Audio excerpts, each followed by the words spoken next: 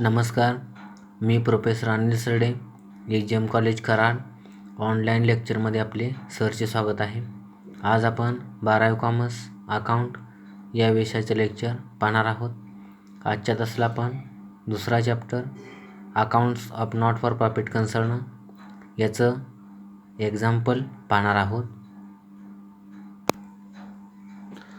आज आपण 7 number example पाहणार आहोत. Page number 82. 7 नंबर एक्झाम्पल आहे. From the following receipt and payment account and additional information prepare income and expenditure account for the year ended 31st March 2019 अँड balance sheet as on that date. बरोबर, म्हणजे आपल्याला income and expenditure account आणि balance sheet बनवायला सांगितलेले आहे.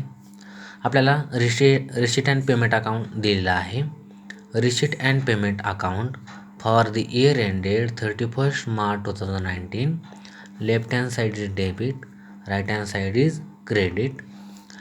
डेबिटला आपल्याला रिसीट आणि अमाऊंट, क्रेडिट साईडला पेमेंट आणि अमाऊंट अशा प्रकारे इन्फॉर्मेशन दिलेली आहे. आपण रिसीट साईड पाहूया. To balance brought down. Opening balance 3000, to subscription 5000, to donations revenue 5000, to entrance fees 4000, to interest 1000. अशा प्रकारे रिसीट साईड आपण पाहिलेले आहे. आता आपण पेमेंट साईड पाहूया. पेमेंट साईडला by salaries 4000, by printing and stationery 1000, by commission 500, by rent 2000, by electric charges 1500, by furniture 8000 and last by balance carried down, म्हणजे क्लोजिंग बॅलन्स दिलेला आहे 1000. बरोबर, अशा प्रकारे रिसीट अँड पेमेंट अकाउंट दिलेला आहे आणि receipt and payment account tally 18,000 झालेला आहे. आता आपण ॲडिशनल इन्फॉर्मेशन पाहूया, म्हणजेच ॲडजस्टमेंट. आणि ज्या अकाउंटवरती ॲडजस्टमेंट आलेली आहे त्याला आपण टिकमार्क देखील करून घेणार आहोत. एक, आउटस्टँडिंग रेंट वॉज ₹200, म्हणजे आणखीन रेंट देणं आहे. रेंटला आपण टिक करणार आहोत, म्हणजे आपण रेंटला टिक केलेले आहे. Subscription includes ₹1000 as subscription received in advance, म्हणजे ॲडव्हान्समध्ये सबस्क्रिप्शन भेटलेलं आहे ते सबस्क्रिप्शन याच्या अमाऊंटमध्ये इन्क्लूड आहे 1000. बरोबर. त्याच्यानंतर and subscriptions outstanding for current year was ₹500. चालू वर्षी आपल्याला सबस्क्रिप्शन आणखीन किती भेटणार आहे? 500. आता आपल्याला सबस्क्रिप्शनला टिक करून घ्यावं लागेल, म्हणून आपण इथं सबस्क्रिप्शनला टिक केलेली आहे. त्याच्यानंतर 3, depreciate furniture at the rate of 8% per annum, म्हणजे आपल्याला फर्निचरवर डेप्रिशिएशन काढायला सांगितलेलं आहे, म्हणून आपण फर्निचरला देखील टिक केलेली आहे. पुढे 4, 50% एंट्रन्स फीज शुड बी कॅपिटलाइज्ड, म्हणजेच आपल्याला 50% एंट्रन्स फीज कॅपिटलाइज करायला सांगितलेली आहे. एंट्रन्स फीजला देखील आपल्याला टिक करून घ्यावे लागणार आहे. And last 5, capital fund was ₹3000. आपल्याला कॅपिटल फंड किती दिलेला आहे? 3000. बरोबर. तर आपण हा कुठे घेणार? बॅलन्स शीटच्या लायबिलिटी साईडला एकदम वरती टॉपला हा कॅपिटल फंड आपण घेणार आहोत. अशा प्रकारे आता कॅपिटल फंड कुठे टिक करायची आवश्यकता नाही, हा डायरेक्ट आपण त्या ठिकाणी अकाउंट पोस्ट त्या ठिकाणी करून घेणार आहोत. अशा प्रकारे आपण इन्फॉर्मेशन बघितलेली आहे. आता आपण ॲन्सर पाहूया. आता ॲन्सर सोडवत असताना पहिल्या पानावरती income and expenditure account open करायचं आहे. दुसऱ्या पानावरती अर्ध्या पेजमध्ये बॅलन्स शीट ओपन करायची आहे, कारण की बॅलन्स शीट छोटी आहे त्याच्यामुळं अर्ध्या पेजमध्ये बॅलन्स शीट ओपन करायची आहे आणि राहिलेल्या अर्ध्या पेजमध्ये वर्किंग नोट ओपन करायची आहे. 2 ॲडजस्टमेंटचं आपल्याला कॅल्क्युलेशन करावं लागतं. तर असं वर्किंग नोट देखील ओपन केली तर चालेल. बरोबर. अशा प्रकारे आपण फॉर्मॅट त्या ठिकाणी आखून घेणार आहोत. आता सुरुवातीला इन्कम अँड एक्सपेंडिचर अकाउंटची इन्फॉर्मेशन बघूया. ॲन्सरमध्ये सुरुवातीला पहिल्या पेजवर इन्कम अँड एक्सपेंडिचर अकाउंटवरती टॉपला नाव द्यायचं आहे. त्याच्याखाली स्टेटमेंट टाकायचं आहे. For the year ended 31 March 2019 left hand side is debit, right hand side is credit. बरोबर. आता लिहिताना आपण इन्कम अँड एक्सपेंडिचर अकाउंट लिहितो तसेच कॉलम घ्यायचे नाहीत. एक्सपेंडिचर डेबिट साईडला घ्यायचं आहे आणि इन्कम क्रेडिट साईडला घ्यायचं आहे. बरोबर. म्हणून डेबिट साईडला एक्सपेंडिचरचा कॉलम आणि 2 अमाऊंटचे कॉलम, एक इनरचा आणि एक आउटरचा. राईट हँड साईडला क्रेडिट साईडला इन्कमचा कॉलम आणि 2 अमाऊंटचे कॉलम, एक इनरचा आणि एक आउटरचा. अशा प्रकारे इन्कम अँड एक्सपेंडिचर अकाउंटचा आपण फॉर्मॅट आखून घेतलेला आहे. त्याच्यानंतर आपण आता बॅलन्स शीट ओपन करणार आहोत. Balance sheet as on 31 March 2019. Left hand side is liabilities, 2 अमाऊंटचे कॉलम, इनर आणि outer. Right hand side is asset, 2 अमाऊंटचे कॉलम, एक इनरचा आणि एक आउटरचा. आणि ह्याच्या खाली वर्किंग नोट ओपन करायची आहे. वर्किंग नोट्स म्हणायचं आणि आपण सोडवत असताना ते वर्किंग नोट त्या ठिकाणी पूर्ण करणार आहोत. आता आपण सोडवायला सुरुवात करणार आहोत. ज्या अकाउंटवरती ॲडजस्टमेंट आलेले आहे आपण त्याला टिक केलेलं आहे. आता रिसीट अँड पेमेंट अकाउंटचं सुरुवातीला आपण पेमेंट साईड पाहूया. आता पेमेंट साईडला पेमेंट म्हणजे काय, तर आपण पेमेंट दिलेलं आहे. एवढ्या घटकावर आपण पेमेंट दिलेलं आहे म्हणजे आपल्याकडून पैसे गेलेले आहेत. म्हणजे हे कुठे घेणार तुम्ही, एक्सपेंडिचर साईडला. म्हणजे हे एक्सपेंडिचर साईडला त्या ठिकाणी येणार. त्याच्यानंतर हे रिसीट म्हणजे काय, तुम्हाला मिळाले म्हणजे एक इन्कमचा भाग आहे. तुम्हाला मिळालं म्हणजे ते काय झालं, तुमचं इन्कम. म्हणून हे रिसीट साईडचं इन्कम साईडला पोस्टिंग त्या ठिकाणी होतं. आता आपण सुरुवातीला पेमेंट साईडचं त्या ठिकाणी पाहूया. By salaries 4000, by printing and stationery 1000, by commission 500. हे तिन्ही कुठे घेणार तुम्ही, तर एक्सपेंडिचर साईडला. बरोबर. इन्कम अँड एक्सपेंडिचर अकाउंटच्या डेबिट साईडला एक्सपेंडिचर साईडला 2 salaries 4000, 2 printing and stationery 1000, 2 commission 500. बरोबर. आता तुम्हाला माहिती आहे डेबिटला आपण 2 हा शब्द घेतो आणि क्रेडिटला बाय हा शब्द घेतो. कारण की इन्कम अँड एक्सपेंडिचर अकाउंट आहे. अकाउंट म्हटलं की आपल्याला डेबिटला 2 आणि क्रेडिटला बाय हे शब्द घ्यावे लागतात. बरोबर. म्हणजे हे 3 आपण अकाउंटचं पोस्टिंग एक्सपेंडिचर साईडला केलेलं आहे. बरोबर. त्याच्यानंतर पुढे काय दिलेलं आहे तुम्हाला, रेंट, बाय रेंट किती 2000. आता ह्याला आपलं टिक आहे म्हणजे ह्याच्यावर काय आहे, ॲडजस्टमेंट आहे. टिक आहे म्हटल्यानंतर ह्याच्यावरती ॲडजस्टमेंट आहे. बरोबर. म्हणून आता हे रेंट कुठे घेणार तुम्ही, एक्सपेंडिचर साईडलाच. बरोबर.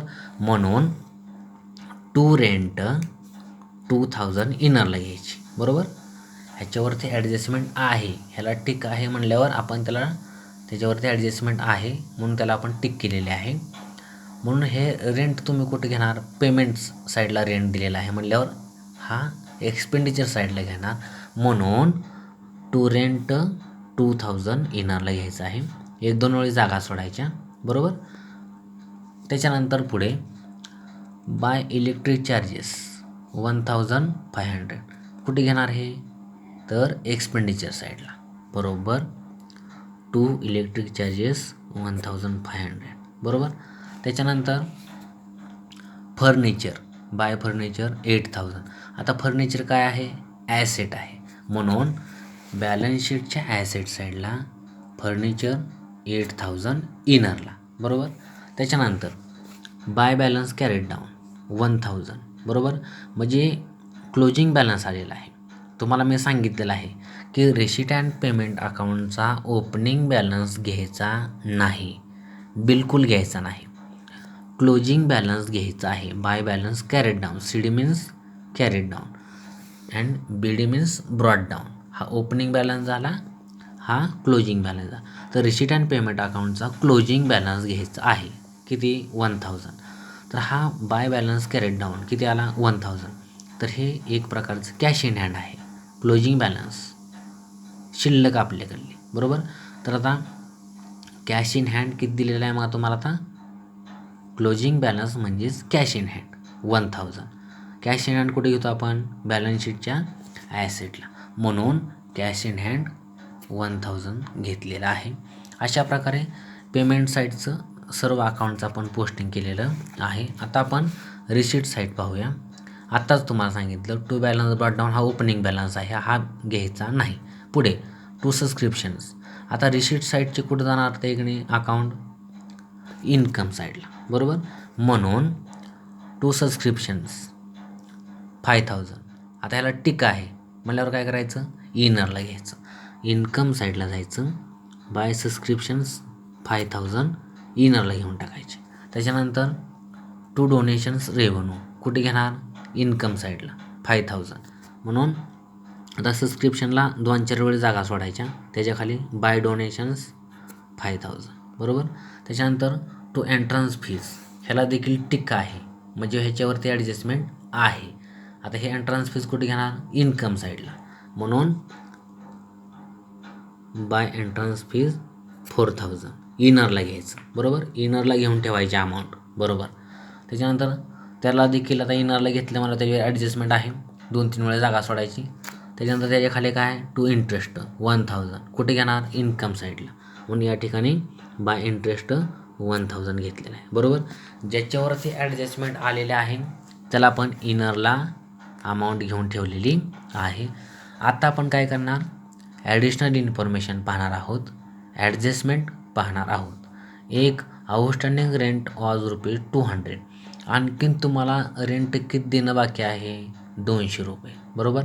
आता रेंट कुठे घेतलेलं आहे बघा, तर एक्सपेंडिचर साईडला आपण मगाशी टू रेंट 2000 घेतलेलं आहे. त्याच्यामध्ये add O/S means outstanding rent 200, आउटरला किती आले 2200, बरोबर. हे झालं पोस्टिंग पहिलं. आता आउटस्टँडिंग रेंटचं दुसरं पोस्टिंग कुठं करणार तुम्ही, तुम्हाला द्यायचं आहे आणखी करावा लागणारा खर्च, तुम्हाला आणखी द्यावा लागणारा खर्च आहे, रेंट आहे एक प्रकारचं ते, बरोबर.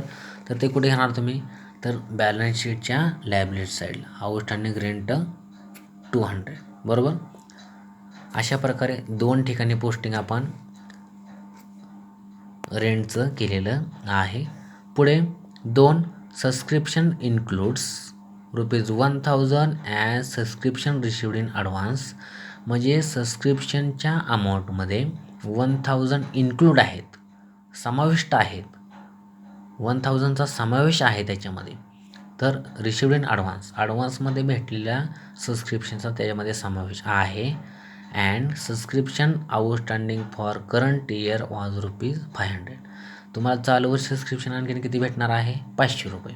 आता आपल्याला ह्या दोन्हीचं पण पोस्टिंग करायचं आहे. आता सबस्क्रिप्शन आपण मगाशी कुठे घेतलेलं आहे इन्कम साईडला 5000. आता पहिल्यांदा सुरुवातीला इन्क्लूड जे आहे ते सुरुवातीला लेस करून घ्यायचं, लेस ॲडव्हान्स सबस्क्रिप्शन्स 1000, बरोबर. हे इन्क्लूड जे होतं ते आपण बाजूला काढलं, लेस ॲडव्हान्स सबस्क्रिप्शन 1000. आता 5000 म्हणून 1000 गेले 4000 उरलेले आहेत, बरोबर. आता चालू वर्षी तुम्हाला किती भेटणार आणखी आउटस्टँडिंग सबस्क्रिप्शन 500 रुपये. त्याच्यामध्ये ॲड आउटस्टँडिंग सबस्क्रिप्शन्स. आता ॲड मिळणार आहे म्हटल्यानंतर ॲड केलं, आउटस्टँडिंग सबस्क्रिप्शन्स 500, आउटरला 4500, बरोबर. अशा प्रकारे हिथं त्या ठिकाणी पोस्टिंग झालं. आता हे आउटस्टँडिंग सबस्क्रिप्शन चालू वर्षी मिळणार आहे, म्हणजे एक आपली त्या ठिकाणी काय झाली ती ॲसेट, म्हणून ॲसेट साईडला आउटस्टँडिंग सबस्क्रिप्शन्स 500 आणि हे लेस जे केलेलं आहे ते ॲडव्हान्समध्ये भेटलेलं आहे. ह्याचं कुठं पोस्टिंग करणार, बॅलन्स शीटच्या लायबिलिटी साईडला. सबस्क्रिप्शन रिसिव्ड इन ॲडव्हान्स 1000, बरोबर. अशा प्रकारे दोन्हीचं पण आपण पोस्टिंग केलेलं आहे. त्याच्यानंतर पुढे 3 depreciate furniture at the rate of 8% per annum. आता फर्निचरवर डेप्रिशिएशन 8% काढायचं आहे. फर्निचरची मूळ किंमत किती आहे, 8000, बरोबर. आता आपण वर्किंग नोटमध्ये जाऊया. वर्किंग नोटमध्ये फर्निचर डेप्रिशिएशन 8% पर ॲनम म्हणून 8000/100 गुणिले 8/1.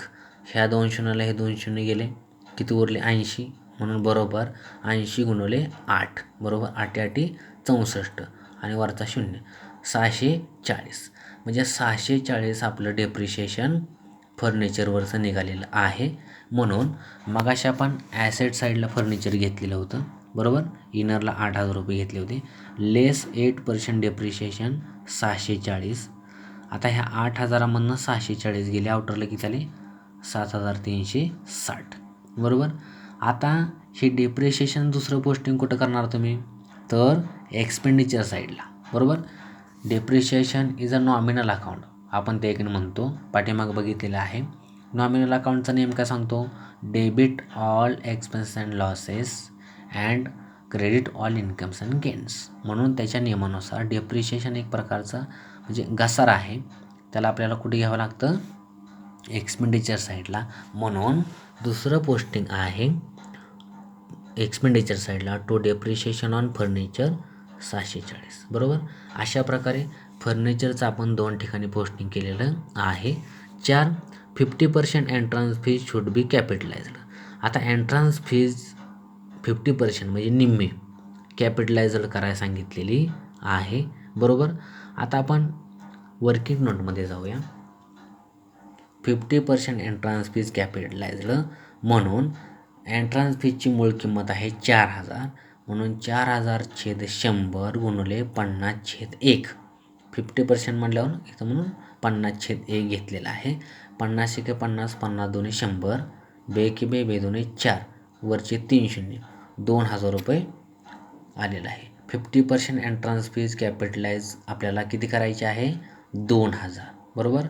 आता सुरुवातीला पाहूया. आता एंट्रन्स फीज कॅपिटलाइज करायचे, मग त्यासाठी आपल्याला कॅपिटल फंड माहिती असणं गरजेचं आहे. म्हणून 5वी ॲडजस्टमेंट आपल्याला दिलेलं आहे, कॅपिटल फंड वॉज ₹3000. ह्याला कुठे घेणार, बॅलन्स शीटच्या लायबिलिटी साईडला एकदम वरती टॉपला कॅपिटल फंड 3000. त्याच्यामध्ये ॲड आता आपण काढलेलं 50% एंट्रन्स फीज 2000, बरोबर. 3 आणि 2 5 अशी बेरीज करून ठेवली तरी इनरला चालेल, बरोबर. Capital fund 3000 and 50% entrance fees आपण त्याच्यामध्ये ॲड करणार आहेत 2000.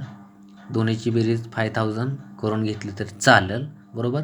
त्याच्यानंतर दुसरं पोस्टिंग आपण कुठं करणार आता एंट्रन्स फीजचं, इथं 50% एंट्रन्स फीज इथं पोस्ट केलेली आहे. आता उरलेली 50% त्याकडे आपण एंट्रन्स फीज कुठे घेणार, तर इन्कम साईडला. मगाशी आपण त्याची किंमत घेऊन ठेवलेली आहे, बाय एंट्रन्स फीज 4000 इनरला घेतलेलं आहे, मूळ किंमत लेस 50% कॅपिटलाइज्ड, म्हणजे निम्मी अमाऊंट आपण कॅपिटलाइज करून टाकली, मग ते आपल्याला लेस करणं गरजेचं आहे. म्हणून हे लेस 50% कॅपिटलाइज्ड 2000, आउटरला किती आले, 2000, बरोबर. अशा प्रकारे याचं पण आपण एंट्रन्स फीजचं 2 ठिकाणी पोस्टिंग केलेलं आहे, बरोबर. अशा प्रकारे सर्व ॲडजस्टमेंट संपलेल्या आहेत. आता आपण income and expenditure account close करूया. आता क्लोज करताना कोणती साईड मोठी आहे ती आपल्याला पाहावी लागते. तर इन्कम साईडला जास्त अमाऊंट आपल्याला दिसतात, 4500, 5000, 2000 आणि 1000 या सर्वांची बेरीज केली 12500 आलेले आहे. ते आपण अपोजिट साईडला मांडून घेतलेले आहे 12500 डेबिटला. ह्या 12500मधून हे 640, 1500, 2200, 500, 1000 आणि 4000 लेस केले, डिफरन्स किती आला, 2660, बरोबर. 2660 डिफरन्स आला, याला आपण काय म्हणतो, टू सरप्लस. टू सरप्लस किती आलं 2760. Excess of income over expenditure म्हणजे इन्कम ज्यादा आहेत एक्सपेंडिचरपेक्षा, म्हणून आपल्याला काय मिळालं सरप्लस मिळालं. आता हे सरप्लस आपण कुठं पोस्ट करणार तर बॅलन्स शीटच्या लायबिलिटी साईडला कॅपिटल फंडमध्ये. तर कॅपिटल फंडमध्ये काय करणार आपण ॲड सरप्लस 2760. आउटरला किती आले 7660. म्हणजे कॅपिटल फंडची अमाऊंट आउटरला किती आली 7660. अशा प्रकारे कॅपिटल फंड आपण आउटरला पोस्ट केलेला आहे. आता आपण बॅलन्स शीट टॅली करणार आहोत. बॅलन्स शीटच्या लायबिलिटी साईडची बेरीज आणि ॲसेट साईडची बेरीज सारखी आली पाहिजे. आता आपण लायबिलिटी साईड पाहूया. 7660, 200 आणि 1000 या सर्वांची बेरीज 8860 आलेली आहे. राईट हँड साईडला ॲसेट. आता ॲसेटची पण आपण बेरीज करूया. 7360, 1000 आणि 500 या सर्वांची बेरीज आली 8860. बरोबर. म्हणजे या ठिकाणी बॅलन्स शीट टॅली झालेली आहे. अशा प्रकारे आपण 7वे एक्झाम्पल पाहिलेले आहे. 7व्या एक्झाम्पलमध्ये आपण income and expenditure account open केला होता आणि बॅलन्स शीट देखील ओपन केलेली होती. अशा प्रकारे आजच्या लेक्चरला आपण या ठिकाणी थांबूया. धन्यवाद.